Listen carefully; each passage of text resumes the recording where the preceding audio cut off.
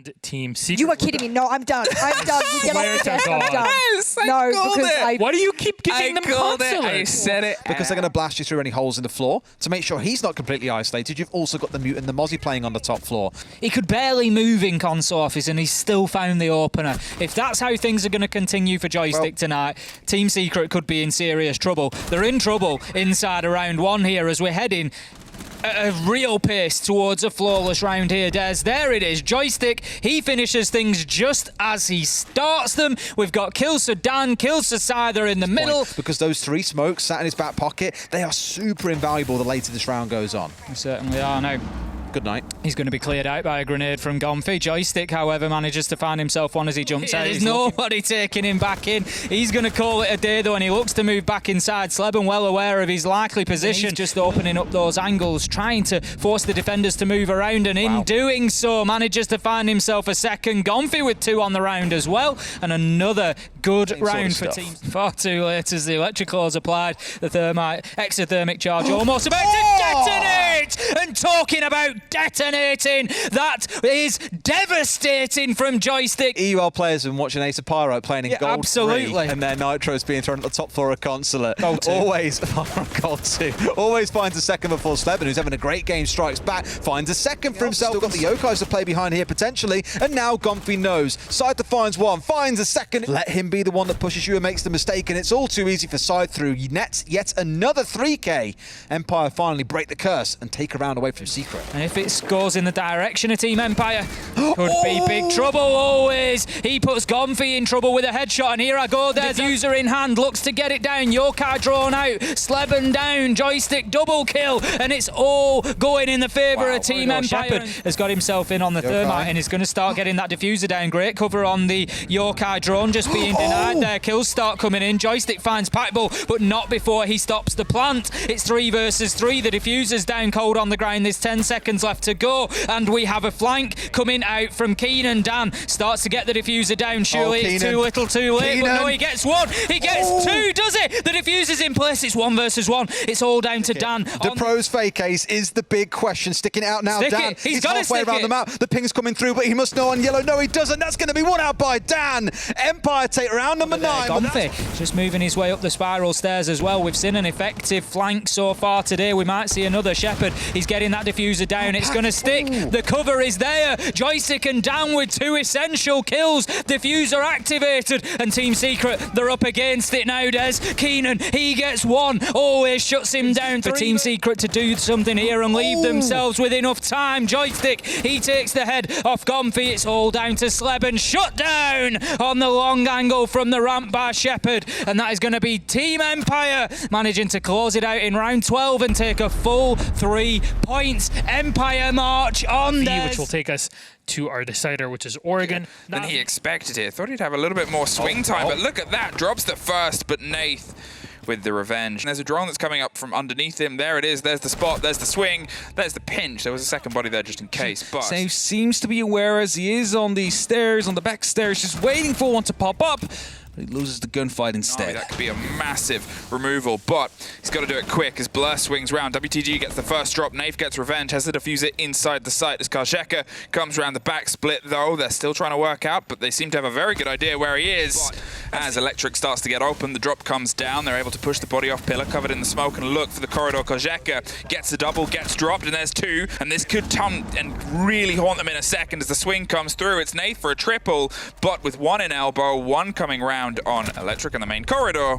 It's a pretty easy pickup there for Virtus Pro. It allows Pasha to get back to this problem hold position. They don't know anymore. There it is, and they're making sure that all of their utility, just... Now Saves will use one of those to quickly rush into the kitchen, and then instead of his gun, he will actually stun the mirror. Goes for a breaching charge, hoping to pick up Milan. Does a lot of damage as a result, and as Blur goes for the defuse plant, it will be Saves that tries to hold it off. Karsheka gets the kill, however, and Saves turns it back into a 1v1, but there is no time. Karsheka is safe, and with that, VP will win yet another round. I don't think there has been a second flank drone. Oh, there it is. Doki now has given away the spot. However, Rask still wins the gunfight in 45 seconds, and a Nitro comes out. Will take him care, and that means only Doki and Blur are left now. As the flashes to try and burn through it has only 30 seconds. They burn through it themselves.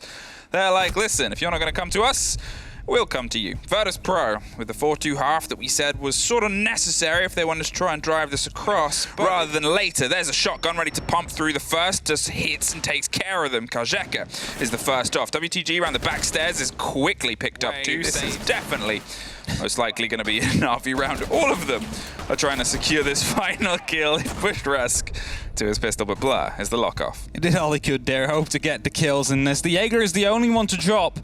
And they're sort of in this position where it's like, do I try and do something bold here? They're baiting for the play. Now they know where someone is. They're going to spray on the opposite side and slip away and buy some time, because the more that they can waste, that's their role. Doki is able to come up around the back stairs, though. But in the meantime, Virtus Pro have taken the swing and secretly digs in for the double. Finds himself heftily injured. WTG is right next to a cold diffuser. They put pressure, but it's Nath round the side, and it's Doki! And you can see it on his player cam, but that was a round that they fought and clawed back. Who's setting himself up. He has been able to get into this position untested, and now he's pushed back by the smoke, saves the life of Blur, and Rask deep dives all the way through and goes to a slight off-plant position. They'll be well aware of this, and COWANA is going to do everything he can. Save, swings round. There's the C4 a little late, but it's at the party either way at 3 versus 2. But in a post-plant situation, it's just Pasha.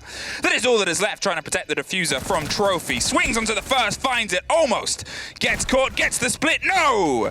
NAVI! They take the 3 points home. 7-4 is the final drive. 7-4, 3-pointer for NAVI. And thank God it's not Consulate. We're going to go to Clubhouse in this one. Shaco running in and just looking for kills whilst that diffuser goes down. Now it's going to be Lems who starts things off. They didn't really play a roam-based game. They have turtled down on site, and Bride's going in for a plant. He's in the default spot. Kayak steps out, and the Echo comes through at the same time. Hungry holding down towards Moto. The swing comes in, but no, he gets shut down. Bride will be able to connect the plant to the ground here. Yonka, the last man left alive, going to take the 1v1, and Bride uncharacteristically losing out for Rafal to step in and trade. You open yourself up to that explosive potential, and that is going to be a great kill from Hungry. By bringing along those multiple options, it does make it very difficult for the defenders to clear that out. Shaco's going to shut down Citizen. 3 versus 1 as Kayak and Virtue quickly find one each. Work to be done here. 1 versus 3, he finds one. Great headshot onto Kayak. He's going to have to get aggressive if he wants to win this one. He's prone, and it's Jonka who finds that final. They could flank and go for that, but grenades are singing in all around Kayak here. That's a great shot onto the gym window, but gets traded out by Shaiko. He's done it again. Cash through construction into bedroom, finds himself the 3rd kill of the round before Hungry neutralizes and puts him to the sword. The vertical holes are there, but not quite enough that they'd see Bride. He's going to have to win it all out here in the 1 versus 2. 2 straight up gunfights. Looks one way, sees the man, brings down Bride. Virtue's in the 1 versus 1. It's the yellow ping. It's come through. It's given the idea. Steps in, sees the man. He wins it now. Virtue finds the 1 versus 1 against Rafal. Will stick the defuse. Now Bride, he's gambling with going over to one side and hoping to avoid that, but he will be unsuccessful. That is why you play the mirror on that wall. But BDS really want to force their way in here because they know that they can't get that CC wall opened up. Yonka springs up, tries to find one, can't quite connect. 2 quick kills for BDS, and like I said, their bats can be against the wall. He's waiting for the door to step through here. They're going to know about it. Now they're going to step in, finds one, sprays him down. Can he get it all? Oh my God, he gets the 2 down, and no one's there again. He's clutched it out for him big time. Probably the only way I can describe it, despite it being at least quite strong now. That is disgusting. Try to move through into Cash. Lems was waiting. They just can't move anywhere right now. Hungry, he goes into sight like a juggernaut. Shaiko shuts down Jonka. Bride, he finds the final one. It's going to be time for him to dip himself out of the tunnel before too long, but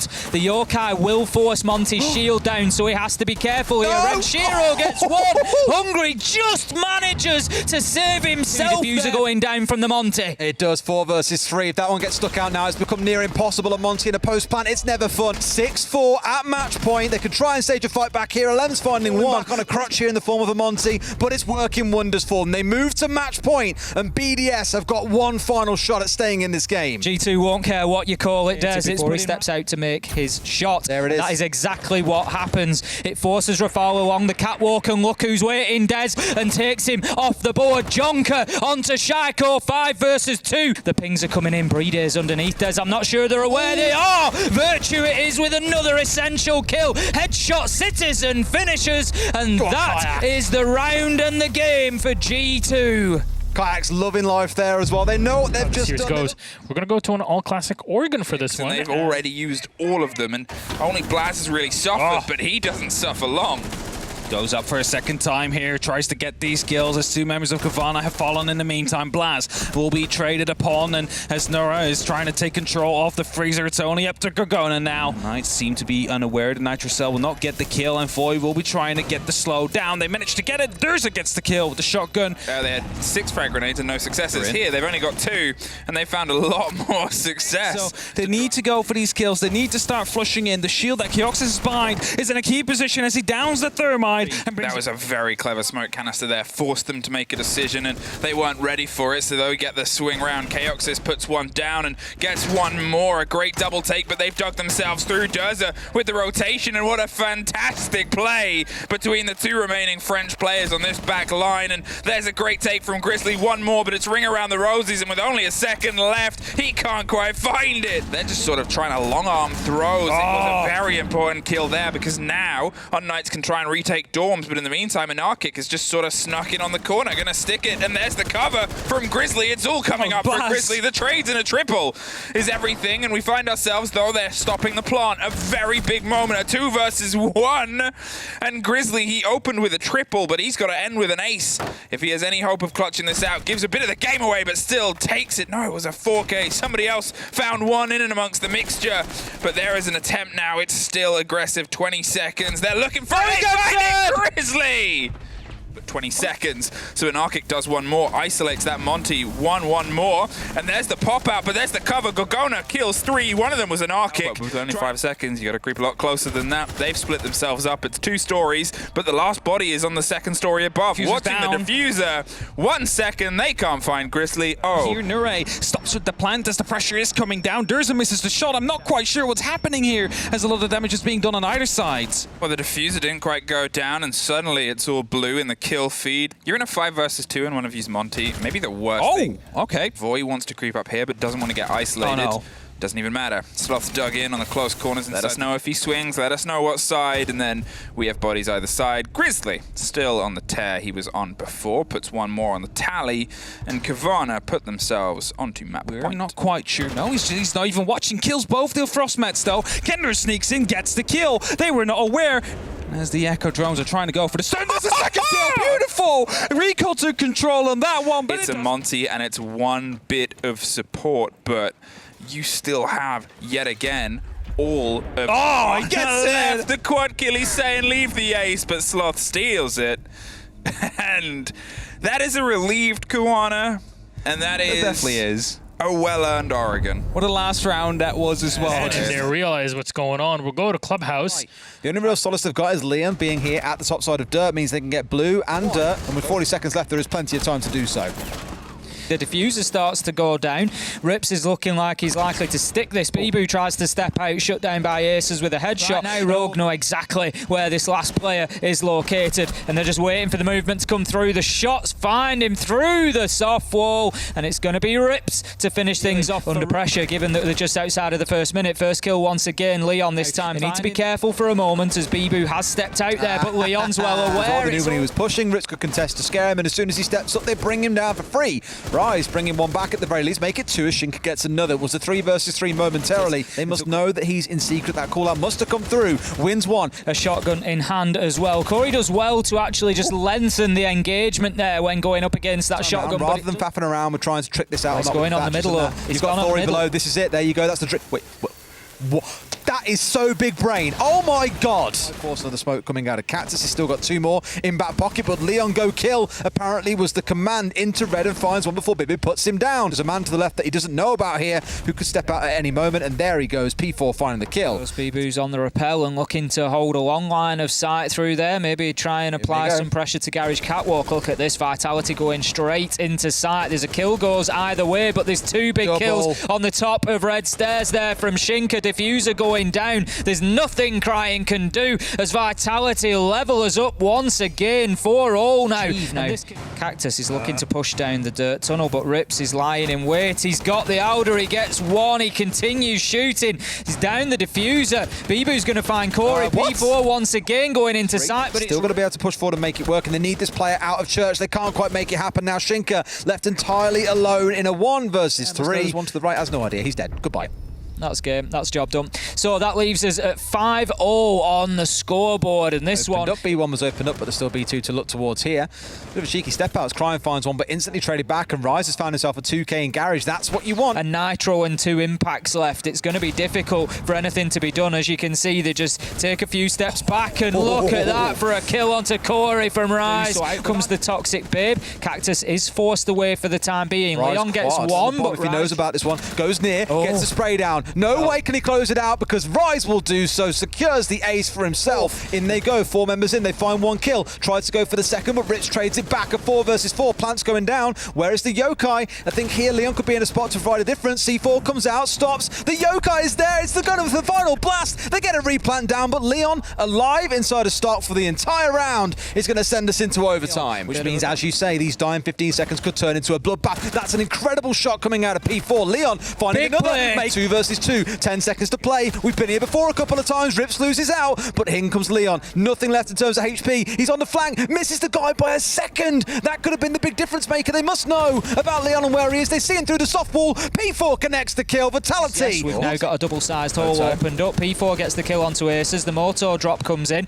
but the kills start going in Rogue's direction, Des, until Bibu puts a stop to that with a double. 30 seconds. He needs to stick this. Can't move comfortably either as well. It's going to stick in this case. Out comes the swing, and Bibu wins it again. Captain Bibu with 3 kills from Blue. Make it a 4th. Why not in round 15? It came down to the wire, and when you need it most, he goes big. Vitality. They get the 2 points, and look at him.